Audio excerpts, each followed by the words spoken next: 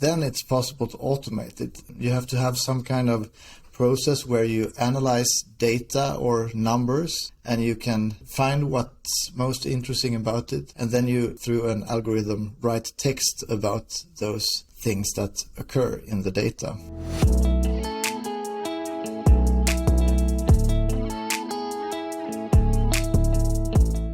Once upon a time, there were millions of businesses struggling. Every day they wasted time, effort, and money on repetitive tasks that added no value. One day, the Better Automation podcast by PROCESIO came to help them find a way. Because of this, these businesses save time, reduce costs, innovate, and make better decisions. Because of that, these businesses grow, scale, and use human creativity to change this world. Hello, my name is Aziz, and I'm your host at Better Automation Podcast by PROCESIO, where I interview the world's top experts and share their very best ideas on how to improve automation in your business, processes, and life. My guest today is Ola Nilsson. Ola is a content automation expert and the CEO and founder at Lingmill, helping clients identify possible automations, then automate content production through AI. Ola, how are you today? Oh, thanks. I'm fine. I've had a great weekend, so I feel energized and happy. I'm very happy for you. Me as well. I feel positive and optimistic.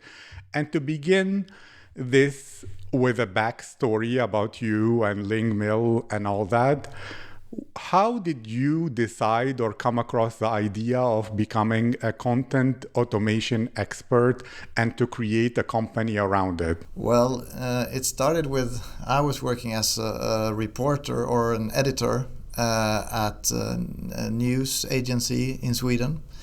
And I was at the sports department. So my goal for some nights was to write football game reports or match articles. And the instructions I got was write as many as possible because there are always very lots of games going on internationally. And I hadn't time to watch them, of course, because there were too many. So I just read the statistics about the games.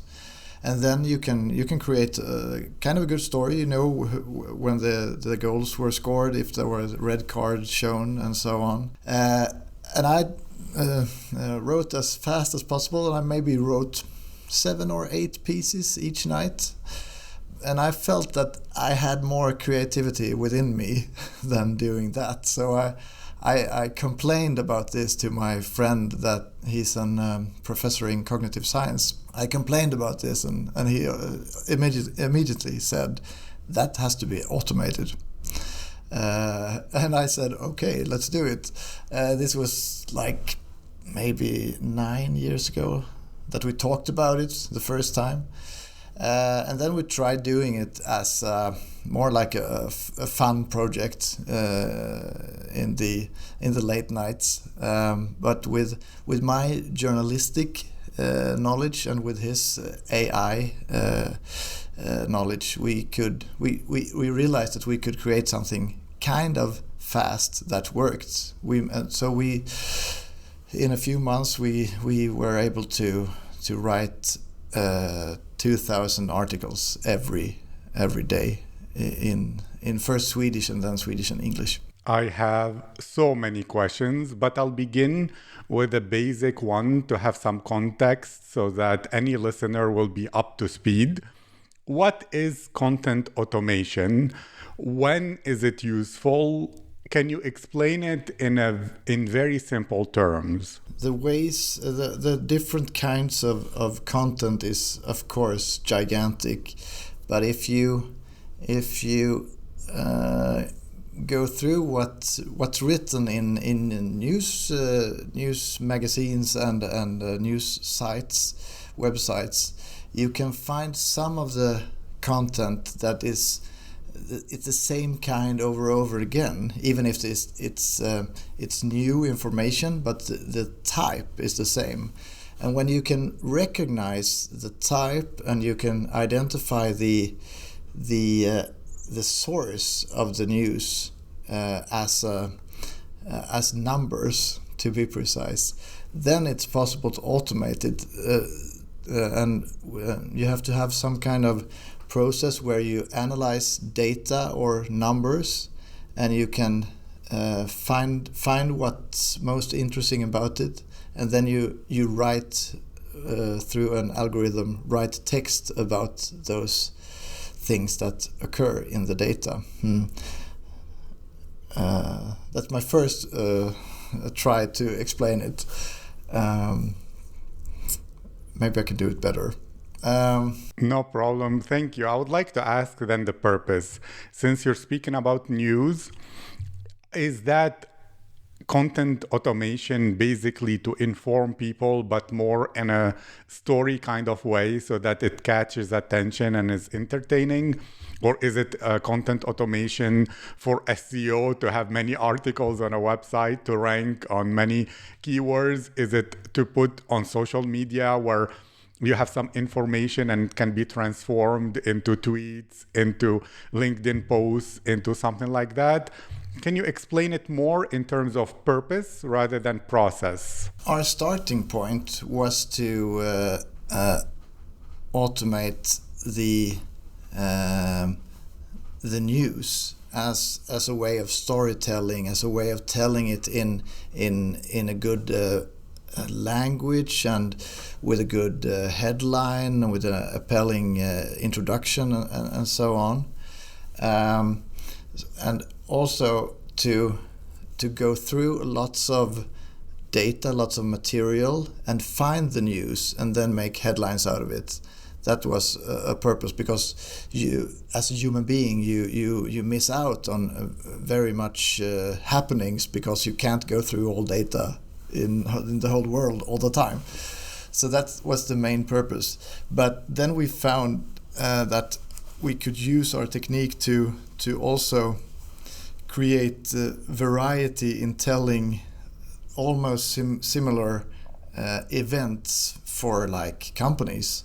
And then you can talk about the SEO. You have to create texts that are unique and that are also nice to read, of course, for people. But the combination of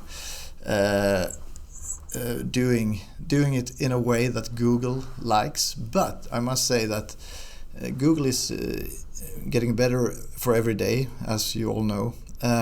So the aim of creating good stories in a good language, it serves both people and Google at the same time, because Google is getting more people-like for every day. Thank you. And I'll play the devil's advocate a little bit. If it's going through algorithms, well, how much competitive advantage do you have if someone else could, in theory, copy it since it's automated?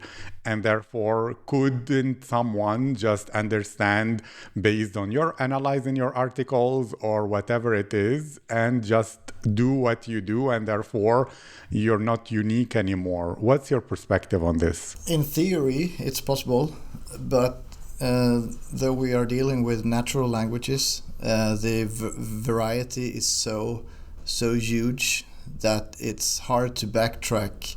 Almost, I'd say it's impossible to backtrack it all the way down to the precise algorithm, because there is so much variety, and there is so much so many synonyms that are used in so many ways of telling it, because we write it not just, we don't just put in words, we also create it as a story that follows a drama curve, so it can be told in so many ways. So it's hard to backtrack in that sense, I'd say.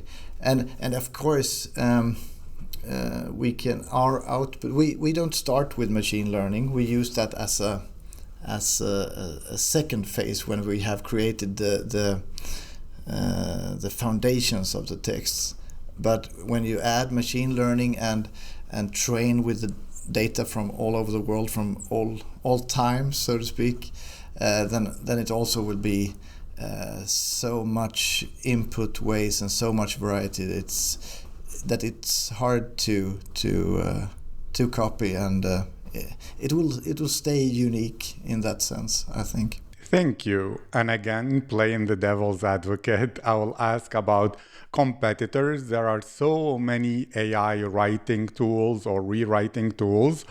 And well, they don't write like a good journalist or like a good human being, although they try. Some of them said that they read most of the internet that is available to the public, and therefore they write better, but often they might put weird statistics or say sentences that don't match the context or whatever it is. So what allows you as two people or a small team or whatever to beat all the other AI competitors who could be out there? Or do you see yourself as constantly improving, and therefore, what's your perspective? Of course, we have to improve all the time, and we have to evolve. But our basic idea is a bit opposite of our competitors. With all due respect, we have many competitors that does a great job in several areas, of course. But our main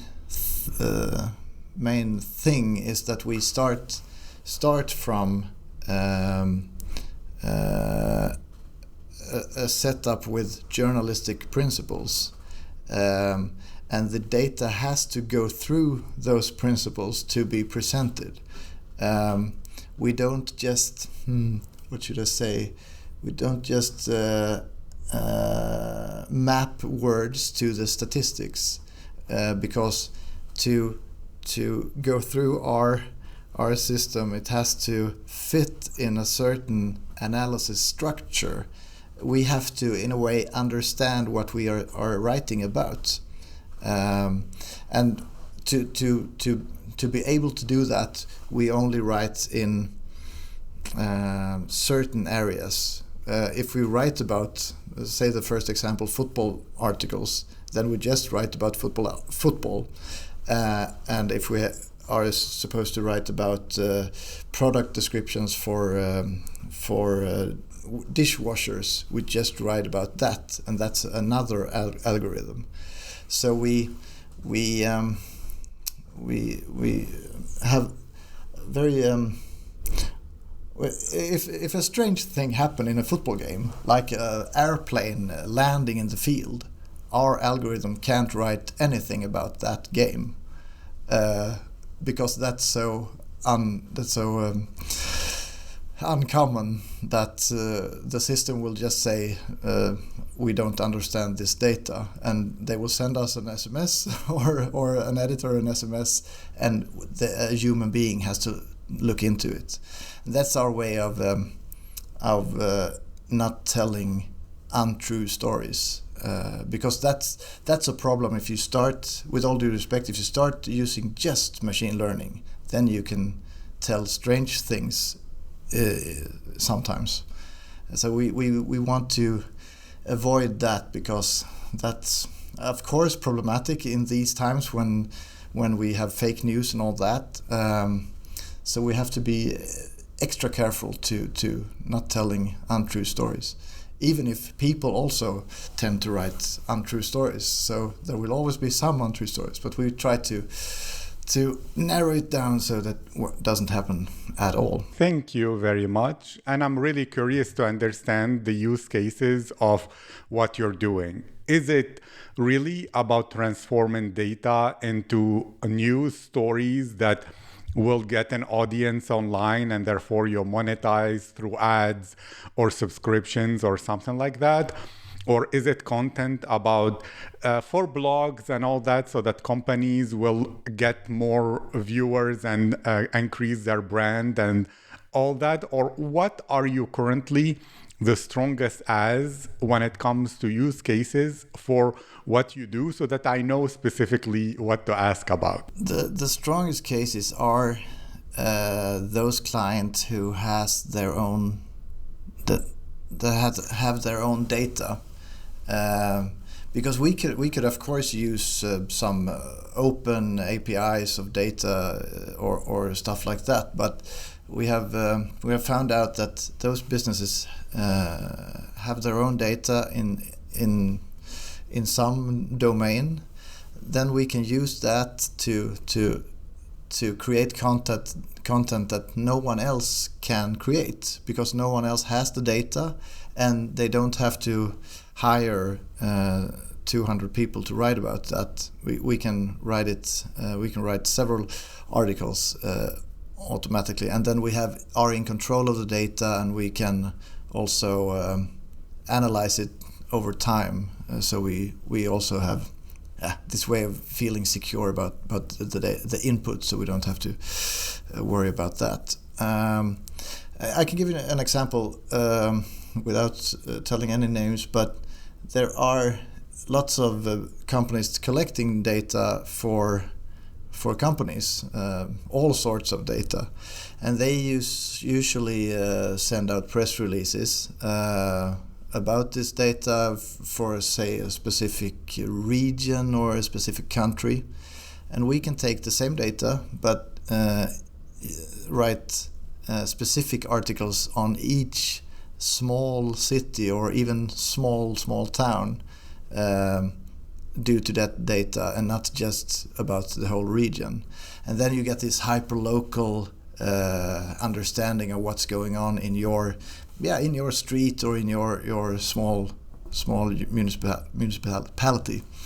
And I think that's a strong use case, because we both help the client, but we also give something to the end user that they need, but they shouldn't have got it if it were supposed to be written manually, because it's too expensive. Thank you. That's absolutely fantastic. And therefore, I will ask you, you said instead of hiring 200 people who understand maybe the journalistic principles, they can use your tool, they can use what you have created.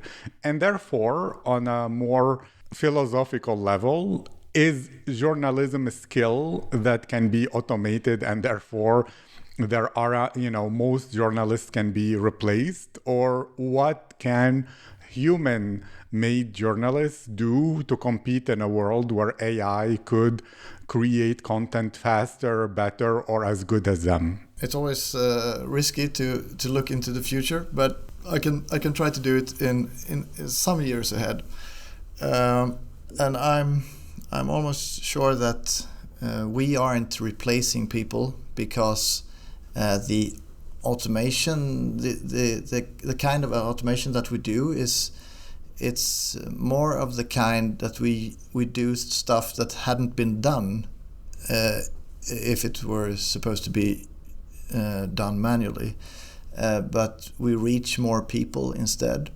and instead of people doing kind of boring writing jobs, so to speak, we can do the groundwork, and then the journalists or the content creators can add more quality or more some extra add-ons in the text. You can use our text as a ground, as a bottom line for an article, and then you as a person manually add some extra, some quotes maybe, or whatever it could be, and then you in just a few minutes get a much better content piece than if you had to do all the work from the beginning.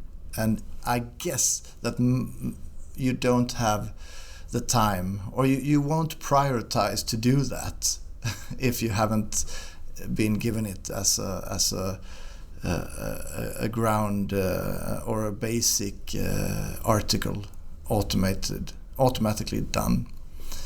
So I think that we more than replacing people, we are helping people to have more meaningful jobs, that's how it started for me. I didn't want to write those easy articles. I want to analyze and do more creative stuff. And I think I'm not the only one that has been thinking like that. Of course, I do as well believe that automation and AI is not replacing people. It's enhancing and leveraging their time so that they will do really the things that put them in a flow state because they're unique, they're creative, they're not the boring, repetitive tasks. And I'm curious about something. Your tool is creating a story, and you said it follows the story curve. So about storytelling, some story writers say, no, you cannot create a story based on a formula. It's something that emerges from your subconscious. It's something that you feel. You cannot really just put it into a structure organized from the beginning. While you are saying basically that you can follow a formula that even an AI or a machine learning could put to have a nice and good story. What's your perspective on this?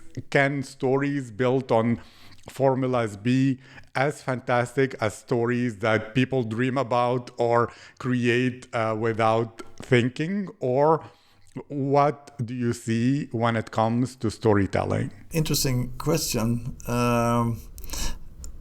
Because there are many parts in storytelling that are possible to put in numbers. I go back to the first example again. If you write about football games, we have found, analyzing many games, that there are a percentage in how many goals you should score as a player to become a game hero. If the result is within, if the two teams are close in the end, like say they won with 3-1 or so, it's we can put a percentage at 40% where the player becomes a game hero, and there are other stuff that occurs, and when you look at it and compare it over time, you see those structures that if you do 5 out of 7 goals, you are the game hero, and so on, and that you can find in other areas, but football is a good way of showing it. So there are many things that could be put into numbers in storytelling, especially when you're in the normal spectra. Very extraordinary happenings are harder. Then you need to be creative. So if it's never happened before, it's hard to tell it in a good way as an algorithm. And I think that the creativity that is possible for a human being, it's very hard to reach that with AI, or how you will want to describe it. But on the other hand, you can also find new ideas using AI that you as a person never have been able to think about. But so, as you said, I think the combination is the best. If you can add the human creativity to an AI system, or what you prefer to call it, then you can make the real magic happen, so to speak. Thank you so much. This is so interesting. And to finish, can you explain in any way you can what is the service you offer, where people can go to learn more if they want to be customers, what can they do or should do, so that they will know exactly how to benefit from this that you offer. And I'll make sure to write how to go to your website in the episode description. The bottom line is about needs. If you have a need of content in perhaps maybe gaining customers or gaining traffic, web traffic, then it's almost always possible to find some data that could be used for creating automated content. And in those cases, you know that you have your own data within your company. Then that's the first place to look for us. But otherwise, we can always find something that relates to your business, and then we can make news and content for you to gain web traffic or in the next step gain customers. Thank you so much. And I do believe that content is very valuable, and we live in a world where content is king. And of course, before we finish, first, does your service have an API? Yes. Perfect. So it would integrate perfectly with PROCESIO. PROCESIO is the modern low-code, no-code platform for advanced automation and creating an enterprise-grade backend for your software.